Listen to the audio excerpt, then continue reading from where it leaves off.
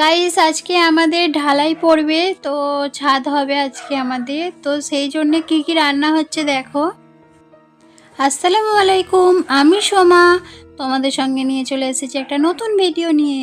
তো দেখো আমাদের ছাদ পড়বে, সেই জন্যে সব মিস্ত্রিরা ঘরগুলো সব ভেঙে দিয়েছে। তো আগে তোমরা দেখেছো তো ভিডিওতে, তো আমাদের মানে টিনের আগে ছাউনি করা ছিল এই ঘরটাতে।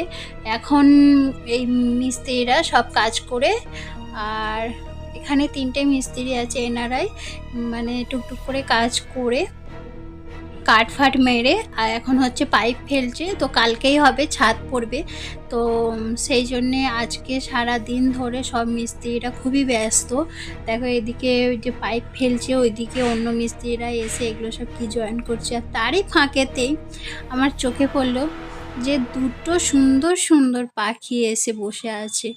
আর এখানে আমাদের গাছ লাগানো হয়েছে, এটা কি লেবু গাছ বলো তো, তোমরা যদি জেনে থাকো কমেন্টে জানিও। তো আর আশপাশে যা হনুমান, তো লেবুগুলো রাখবে কি জানি না, বাট তবু তো মানুষের শখ হয় যে এ মানে লাগাবার। তো দেখো হনুমানের কথা না বলতে বলতেই দেখছি ওই দিক দিয়ে আওয়াজ আসছে, হনুমান এসে গিয়েছে। তো কি করা যাবে, আমাদের এখানে সব সময় হনুমান আসে। আর তোমাদের ওখানে কি সব সময় হনুমান আসে?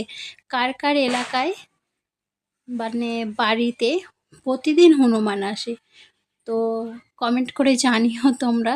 তো আমাদের বাড়িতে সকাল হওয়া থেকে আর সেই সন্ধ্যা পর্যন্ত হনুমানের উৎপাত প্রচুর হয়, প্রচুর। মানে কি আর বলবো, সারাদিন হনুমানের উৎপাতে মানে কিছু গাছ লাগানো যায় না, কোনো খাবার মানে যদি বাইরে কোথাও রাখা হয় তো ওরা খেয়ে নেয়।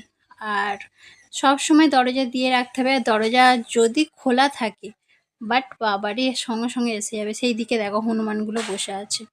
তো তোমাদের সঙ্গে কথা বলতে বলতেই আজটা পরের দিন হয়ে গিয়েছে। তো পরের দিন সকাল থেকে এখন আজকে আমাদের ছাদ পড়ছে। তো ছাদে ঢালাই পড়ছে, দেখো তোমরা অনেকটাই কাজ এগিয়ে চলে এসেছে। আর এদিকে আজকের দিনে মিস্ত্রিরা আরও খুবই ব্যস্ত, খুব